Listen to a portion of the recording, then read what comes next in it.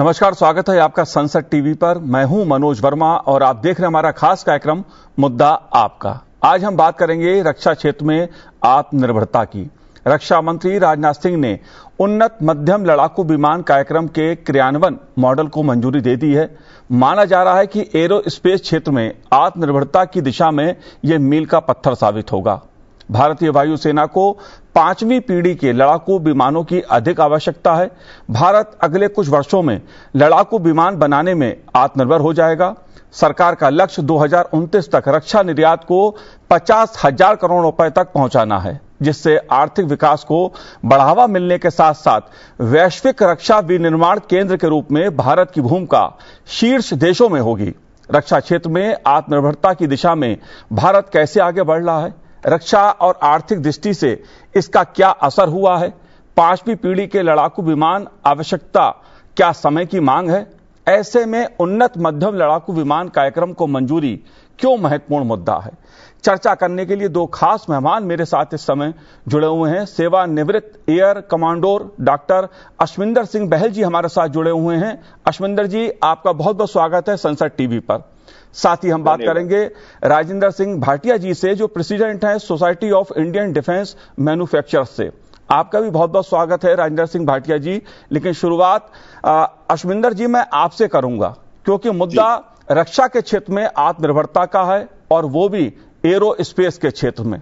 आप कैसे देखते हैं सरकार ने जो फैसला लिया है उन्नत मध्यम लड़ाकू विमान कार्यक्रम को मंजूरी देने का, इस फैसले को आप कैसे देखते हैं, क्या असर इसका होगा? देखिए, बहुत ही अच्छा प्रश्न पूछा और बहुत धन्यवाद मैं देना चाहता हूं आपको, आपके चैनल पे मुझे बुलाया। इतना प्रतिष्ठित चैनल है ये और आपका प्रोग्राम खासकर बहुत ही प्रतिष्ठित है। आप देखिए, सिप्री जो कि Stockholm institute of Peace Research है, तो ये वाला इंस्टीट्यूट की जो लेटेस्ट फिगर्स हैं उसके हिसाब से 2020 से 2024 5 साल का जो पीरियड है उसके अंदर भारत ने 8.3% इंपोर्ट आयात किया है डिफेंस इक्विपमेंट का और सिस्टम्स का, यानी कि दूसरे विश्व में दूसरा सबसे ज्यादा इंपोर्ट भारत ने किया है वेपन सिस्टम्स का।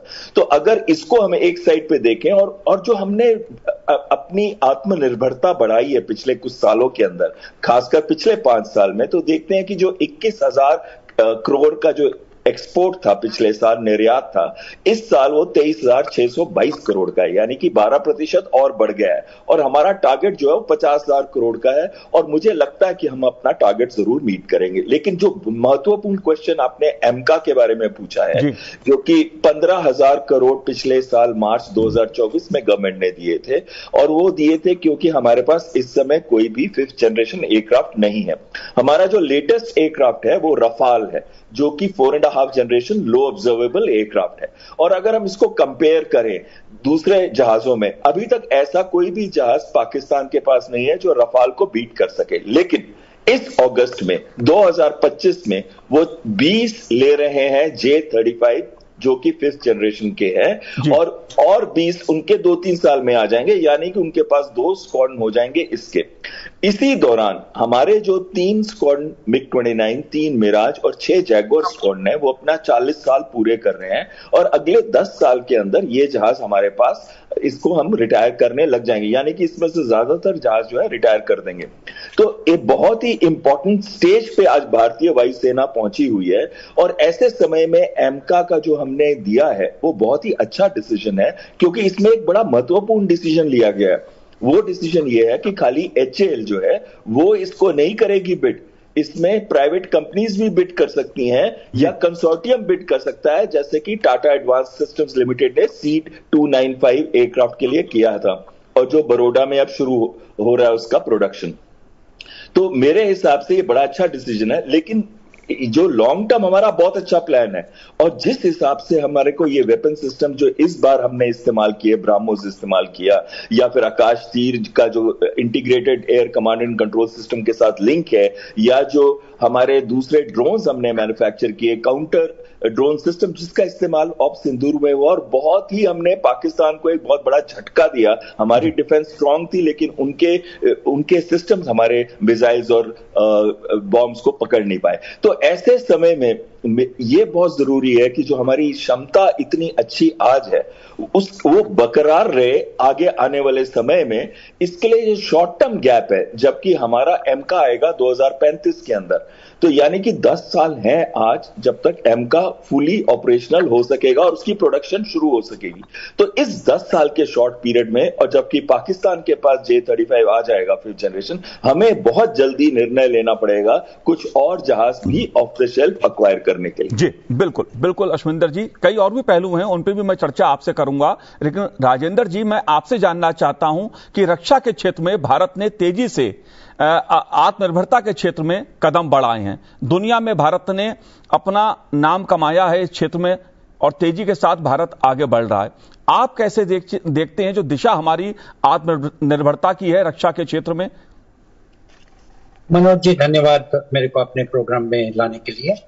तो जैसा कि आपने ये सवाल पूछा है कि आत्मनिर्भरता में और हमारी प्रोडक्शन में क्या पोजीशन है, तो मैं उसके बारे में कुछ आपको डेटा देना चाहूंगा और फिर उसके बारे में बातचीत करना चाहूंगा।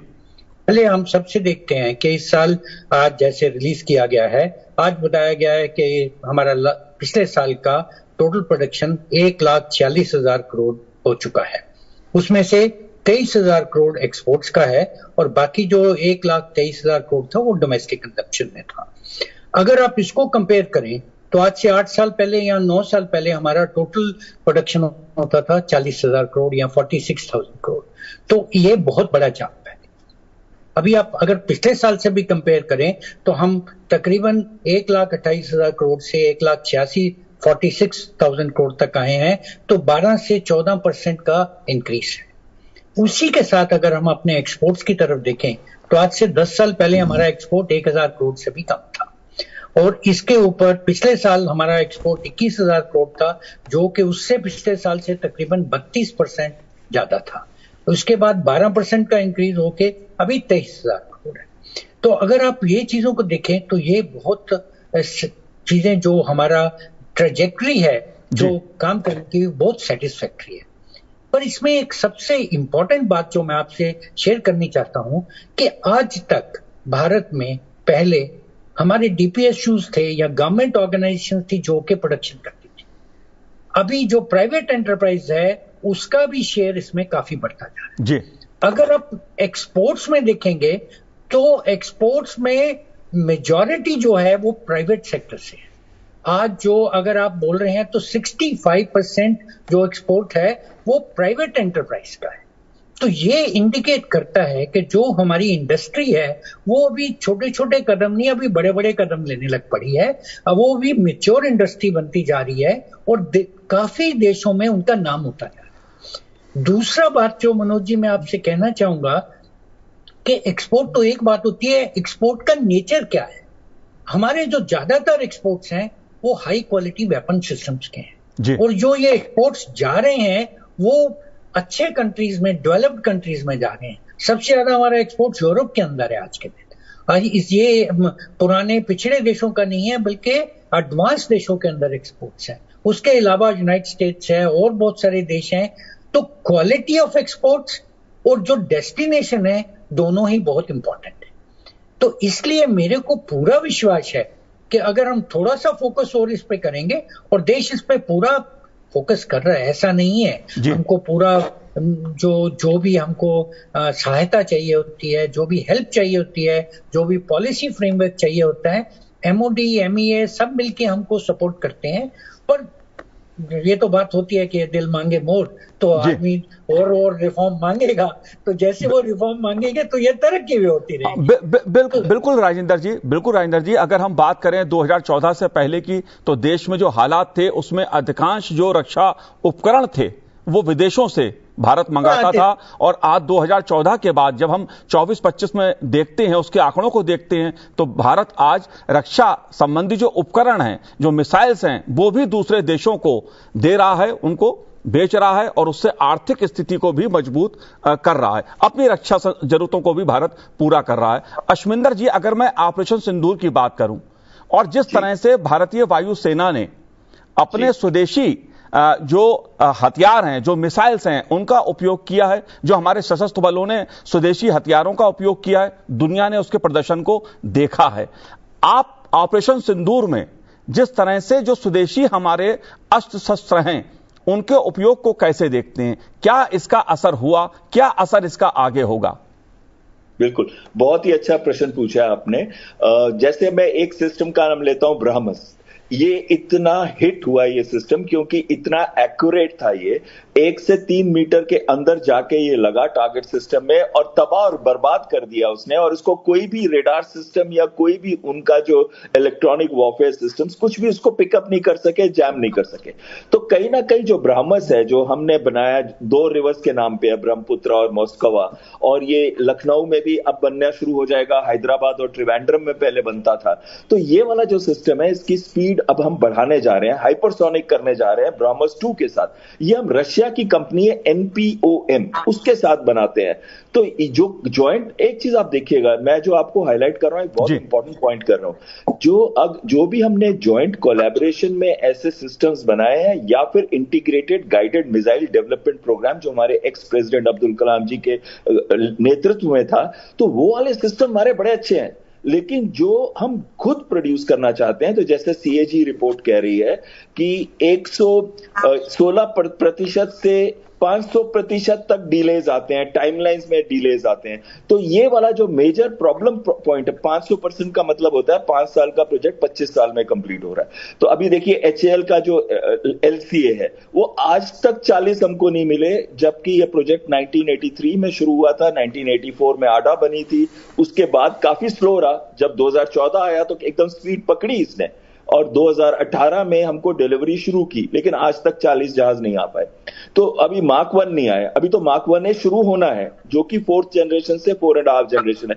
तो कहीं ना कहीं हमारे कई एरियाज हैं जो बहुत अच्छे एक्सलेंट एरियाज हैं, बट कुछ एरियाज हैं HAL खासकर, उसके ऊपर थोड़ा सा मेरे को एलिमेंट ऑफ डाउट रहता है कि उसकी जितनी टाइमलाइन को मीट करने की कैपेबिलिटी है शायद वो नहीं है उनकी। दूसरी चीज, अब जैसे हमने जो सिस्टम यूज किया, मैंने आपको ब्रह्मस का बताया, बहुत ही अच्छी। उसके बाद आकाश तीर तो टोटली इंडिजिनसली डेवलप्ड सिस्टम है। ये क्या करता है, ये सारे रेडार्स की पिक्चर को मैच करके एक कॉमन पिक्चर बना देता है और उससे ये डिसाइड कर सकते हैं कौन सा जहाज आ रहा है, कौन सा ड्रोन आ रहा है, कौन सा वेपन सिस्टम उसको शूट कर सकता है, उसको कंट्रोल दे देते हैं। और ये लिंक्ड है एयरफोर्स के integrated air command and control system, वो भी इंडिजिनस है। और इसके अंदर जो वेपन सिस्टम्स इस्तेमाल होते हैं, जो S-400 तो इंडिया का नहीं है, लेकिन हमारा आकाश सिस्टम कंप्लीटली इंडिजिनस है। तो वो वाला एक सिस्टम ने भी इस बार कमाल कर दिया, ड्रोन्स को मारने में भी और मिसाइल्स को भी इंटरसेप्ट करने में S-400 ने भी की और इन्होंने भी की। तो और बड़े अच्छे अच्छे हमारे सिस्टम थे, जैसे कि हम कहें नागास्त्र 1 ड्रोन, स्काई स्ट्राइकर जो हमने एल्बिट कंपनी है इजराइल की, उसके साथ मिलकर हमारी अदानी की कंपनी बनाती है।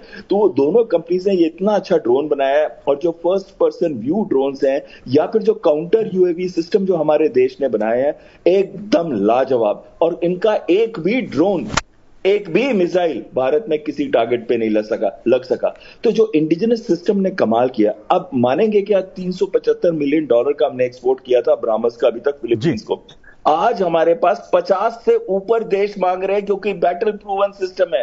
वो कह रहे हैं हमारे लिए भी बनाओ, हमारे को भी दीजिए। मतलब हमारा जो एक्सपोर्ट है वो एकदम शूट अप करने वाला है और एकदम बहुत ऊपर जाने वाला है, क्योंकि हमारे कई इंडिजिनस सिस्टम बहुत अच्छे हैं।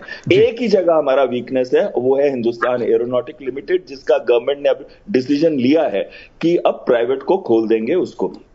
जी बिल्कुल। राजेंद्र सिंह जी, मैं आपसे ये समझना चाहूंगा, क्योंकि हम बात जब स्वदेशी क्षेत्र में जो रक्षा के उत्पाद हैं उनकी बात करते हैं, जो रक्षा संबंधी हथियार हैं, उपकरण हैं, उनकी जब हम बात करते हैं तो निजी भागीदारी का एक मुद्दा बहुत अहम रहा है।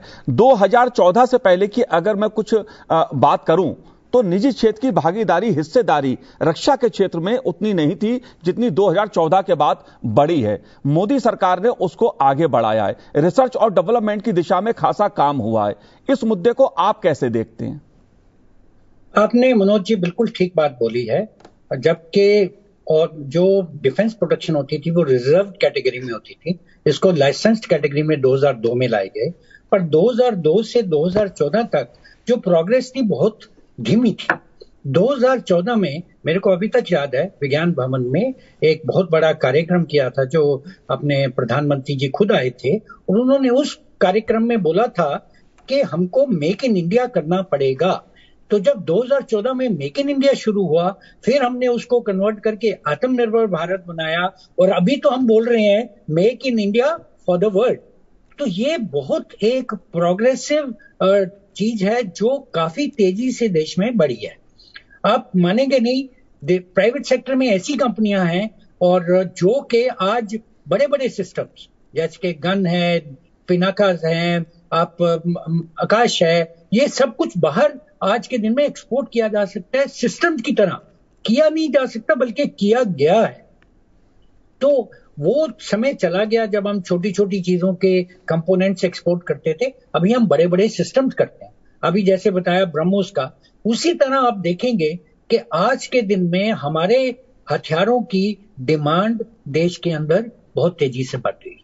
और जो हमने तरक्की की है, आप जो निजी के क्षेत्र की बात करते हैं, देखिए ये होल ऑफ नेशन अप्रोच होना पड़ेगा। आप कभी अगर क्रिकेट का मैच भी लें और आधी टीम बाहर बैठी हो तो कभी जीत नहीं सकते। इस देश के अंदर एक बहुत वाइब्रेंट प्राइवेट इंडस्ट्री है और पब्लिक सेक्टर है। दोनों को काम करना पड़ेगा और दोनों को पूरा जोर से काम करना पड़ेगा, तभी ये सब कुछ संभव है जो हम सोच रहे हैं। जो आत्मनिर्भरता के बारे में सोच रहे हैं, उसके लिए होल ऑफ नेशन अप्रोच चाहिए और सब कंपनियां चाहिए। जी मनोज जी, बिल्कुल। अश्विंदर जी, अगर मैं 5वीं पीढ़ी के लड़ाकू विमानों की बात करूं, क्योंकि दुनिया में आज खासी चर्चा इस बात की कि 5वीं पीढ़ी के लड़ाकू विमान अधिक शक्तिशाली हैं और समय की मांग है। भारत की दृष्टि से, आम दर्शक की दृष्टि से, जो 5वीं पीढ़ी के लड़ाकू विमान हैं, इनकी क्या खास बात है? जाहिर सी बात है, टेक्नोलॉजी का जमाना है। 5वीं पीढ़ी के जो लड़ाकू विमान हैं वो क्यों जरूरी हैं आज, क्यों इसकी आवश्यकता है? बहुत ही अच्छा। आई थिंक सबसे जो महत्वपूर्ण क्वेश्चन आपने ये पूछा है कि ऐसा क्या है 5th जनरेशन में या 6th जनरेशन में जिसकी हमारे को बहुत जरूरत है। अभी देखिए, जब हमने 4th जनरेशन का, तो वो वाले जहाज के जो रेडार सिग्नेचर्स होते थे, रेडार के अंदर पकड़े जाते थे, 1 मीटर से ऊपर होते थे, 2 मीटर, 3 मीटर, कईयों के तो 20 मीटर, 21 मीटर होते थे। उससे क्या होता था, बड़े आराम से बहुत दूर से रेडार में पकड़ा जाता था और उसको हम नीचे जमीन से मारने वाली मिसाइल से भी मार सकते थे और हवा से भी मार सकते थे लंबी रेंजेस के ऊपर। लेकिन अब जो जहाज बन रहे हैं 5th जनरेशन के, वो एक जनरेशन बीच में आती है रफाल की, जो 4.5 जनरेशन है, जिसको लो ऑब्जर्वेबल कहते हैं, यानी कि उसका जो रेडार सिग्नेचर है वो अबाउट 1 मीटर के आसपास है। लेकिन अब जो 5th जनरेशन है, उनका 0.1 स्क्वायर मीटर आता है, यानी कि इतना कम रेडार सिग्नेचर है कि बहुत नजदीक आएंगे तभी पकड़े जाएंगे रेडार के, अदरवाइज नहीं पकड़े जाएंगे। ऐसा नहीं है कि वो इनविजिबल है, लेकिन बहुत कम सिग्नेचर है। और हीट का भी सिग्नेचर कम है। हीट कहां से आती है? इंजन से। तो ये इंजन में सुपर क्रूज फैसिलिटी, यानी कि सुपरसोनिक स्पीड में क्रूज करने की फैसिलिटी जो होती है वो 5th जनरेशन टेक्नोलॉजी में है। तीसरी चीज, इनके अंदर जो एडवांस रेडार है, कि वो रेडार जो बहुत दूरी तक पकड़ सके और वो वेपन सिस्टम्स जो बहुत दूर तक जा सके। अभी चाइना की वो मिसाइल के बारे में बातचीत चल रही थी, PL-15, आपको याद होगा, वो एक गिरी भारत के अंदर हमने उसको पकड़ा भी था। तो वो उसकी रेंज जो 200 से 300 किलोमीटर कहा जाता है, जबकि उसकी एक्सपोर्ट वर्जन की रेंज 145 किलोमीटर, यानी कि ये लंबी दूरी की beyond visual range air to air missiles हैं। तो इनमें ऐसे सिस्टम, फिर जो उसमें वेपन सिस्टम लगे होते हैं वो फ्यूजलाज के अंदर लगे होते हैं, यानी कि एक, अब जैसे जहाज है ये उसका बीच के पोर्शन को हम फ्यूजलाज बोलते हैं। तो फ्यूजलाज के जब खोलते हैं ऐसे, उसके अंदर वेपन बे होता है, उसके अंदर हम अपनी मिसाइल्स और रॉकेट्स और बॉम्ब्स रखते हैं और फिर वो बे बंद हो जाता है। तो बाहर से भी नहीं दिखता कि कुछ लगा है, और साथ में इतना स्ट्रीमलाइन हो जाता है, एरोडायनेमिक हो जाता है कि उसका कोई भी फ्रिक्शन या एयर फ्रिक्शन नहीं होता और रेडार सिग्नेचर में इफेक्ट नहीं करता, क्योंकि वो वेपन सिस्टम जो है एयरक्राफ्ट की बॉडी के अंदर चले गए हैं। तो वो वाले सिस्टम सिर्फ 5th जनरेशन में होते हैं। और आखिरी चीज इसमें मैं कहूंगा, तो उनकी जाने की भी, जहाजों की जाने की भी दूरी जो है बहुत ज्यादा होती है। जैसे कि रफाल की है 3400 या 500 किलोमीटर के बीच में रेंज है। जो ये वाले जहाज हैं 5th जनरेशन है, ज्यादातर एक्सेप्ट J-35 और F-35, ये 2 जहाज की रेंज जो है इवन रफाल से कम है। लेकिन जो दूसरे जहाज अभी बन रहे हैं, ग्लोकैप बन रहा है या 47 जो ट्रंप साहब ने अनाउंस किया था, उन सब की रेंज भी बहुत ज्यादा है। तो ये सारे महत्वपूर्ण बिंदु आ जाते हैं जिसके अंदर एक जहाज ज्यादा देर दूर तक दिखता नहीं है रेडार पे, और जो हीट सीकिंग मिसाइल होती हैं, जो उसकी गर्मी पकड़ती है जहाज के इंजन की, वो गर्मी भी बहुत डिफ्यूज कर दी जाती है, जिससे हीट सीकिंग मिसाइल भी इतनी इफेक्टिव नहीं होती, तो जहाज की सर्वाइवेबिलिटी बढ़ जाती है। और सर्वाइवेबिलिटी बढ़ने से, और एक और चीज मैं आपको बताऊं, ये 5th जनरेशन के जहाज जो होते हैं इनको MUMT भी कहते हैं, यानी कि मैन्ड अनमैन्ड टीमिंग। इनके साथ ड्रोन्स को भी फ्लाई किया जाता है और ये दोनों एक दूसरे के साथ डेटा एक्सचेंज कर सकते हैं। तो ये सारी जो कैपेबिलिटीज है 5th और 6th जनरेशन जहाजों में ही है। जी बिल्कुल। अश्विंदर जी, मेरा अगला सवाल आपसे ही है, जो तेजस विमान भारत में बना है, जिसमें लगभग 50% से ज्यादा जो उपकरण हैं वो स्वदेशी हैं, तेजस की स्थिति को आप कैसे देखते हैं? अभी उसकी उपयोगिता क्या है, कितना शक्तिशाली है? अब देखिए, जब भी कोई देश जहाज बनाता है और जहाज अपर एंड ऑफ टेक्नोलॉजी में आता है, यानी कि उसकी टेक्नोलॉजी इतनी हाई होती है जो बाहर अभी सिस्टम्स में आई भी नहीं, सिर्फ स्पेस सिस्टम्स में होती है और जहाजों में होती है, तो एक पूरा मिलिट्री इंडस्ट्रियल कॉम्प्लेक्स चाहिए होता है। वही शायद हमारे दूसरे मेरे को पैनलिस्ट भी ये बताने की कोशिश कर रहे थे, होल ऑफ नेशन अप्रोच हो या मिलिट्री इंडस्ट्रियल कॉम्प्लेक्स कहते हैं इसको, चाहे वो प्राइवेट का हो, PSUs का हो, या टेक्नोलॉजी सेक्टर का हो, या रिसर्च एजेंसीज का हो। तो ये इतना हाई चाहिए एक अच्छा 5th जनरेशन जहाज बनाने के लिए। तो अगर मुझे LCA light combat aircraft mark 1 कहूंगा तो 3.5 से 4 जनरेशन में कहूंगा, मार्क 1A कहूंगा तो 4 से 4.5 जनरेशन में कहूंगा। लेकिन उसमें उतनी एबिलिटी नहीं है कि वो टेक ऑन कर सके रफाल को, यानी कि रफाल फिर भी LCA मार्क 1A से बेहतर है, और अभी तो मार्क 1A आना भी शुरू नहीं हुआ है, तो ऑलरेडी ऑब्सोलीट होता जा रहा है। यही मेरा डर है, जब तक LCA मार्क 1A आएगा पूरे नंबर्स के अंदर, तब तक तो शायद वो भी बहुत पुराना जहाज हो जाएगा। तो कहीं ना कहीं हमें इस समय शॉर्ट टर्म में भी जरूरत है कि हम अपने उस जहाजों की कमी जो 5th जनरेशन की है उसको जल्दी से पूरी कर सके। जी बिल्कुल। राजेंद्र सिंह जी, मैं आपसे जानना चाहता हूं खासतौर से ड्रोन के संदर्भ में, प्रधानमंत्री नरेंद्र मोदी जी ने ड्रोन टेक्नोलॉजी को खासा उपयोगी बताया है देश के लिए, और अगर हम रक्षा क्षेत्र में देखें, जिस प्रकार से एक संघर्ष पाकिस्तान के साथ हुआ और उसमें ड्रोन टेक्नोलॉजी का जो उपयोग देखने को मिला, इसको आप कैसे देखते हैं? क्योंकि ड्रोन की दृष्टि से भारत के लिए जो स्वदेशी का क्षेत्र है वो बहुत व्यापक है। मनोज जी, एक बात तो हम सबको समझनी पड़ेगी कि जो भी अभी फ्यूचर में जो भी कॉन्फ्लिक्ट होंगे, वो जरूरी नहीं है कि जो पहले वाले कॉन्फ्लिक्ट हैं वैसे होंगे। उनमें टेक्नोलॉजी का नया एंट्रेंस होगा, नई टेक्नोलॉजी की चेंज होगी, और टेक्नोलॉजी बहुत जल्दी चेंज हो रही है। तो जैसा कि आपने देखा था कि ड्रोन्स की बात कर रहे हैं, तो ड्रोन्स का जो डेवलपमेंट इंडिया में हुआ है, जो एंटी ड्रोन और ड्रोन सिस्टम का, इसके पीछे श्रेय एक छोटी स्कीम का जाता है जिसका नाम आईडेक्स रखा गया। आईडेक्स के अंदर बहुत सारे ऐसे चैलेंजेस फेंके गए, बहुत सारी कंपनियों ने उसके ऊपर रिस्पांस किया। मैं आपको एक छोटी सी इंफॉर्मेशन देना चाह रहा हूं कि कुछ देर पहले हमने एक सूर्य टेक एग्जीबिशन और सेमिनार किया था देहरादून में, और हमको बताया गया था कि ड्रोन मैन्युफैक्चरर्स को वहां पे आने के लिए बोले। 40 से ज्यादा ड्रोन मैन्युफैक्चरर्स जिन्होंने ड्रोन बनाए हैं वहां पे थे, और आज के दिन में बताया जा रहा है कि तकरीबन 100 ऐसे ड्रोन मैन्युफैक्चरर्स इंडिया में। एंटी ड्रोन सिस्टम के लिए भी बहुत सारे ऐसे यंग एंटरप्रेनर्स हैं जिन्होंने डेवलपमेंट किया है। तो ये जब हम ड्रोन और एंटी ड्रोन और जो हमारी सक्सेस है, इसका श्रेय जाता है जो एक छोटी सी स्कीम शुरू की गई थी जिसका नाम था आईडेक्स, जो बाद में आईडेक्स प्राइम बनी और उसके बाद अदिति बनी। तो आईडेक्स के अंदर सिर्फ 1.5 करोड़ का ग्रांट दिया जाता था गवर्नमेंट से, पर इस ग्रांट ने एक देश के अंदर रेवोल्यूशन ला दिया है।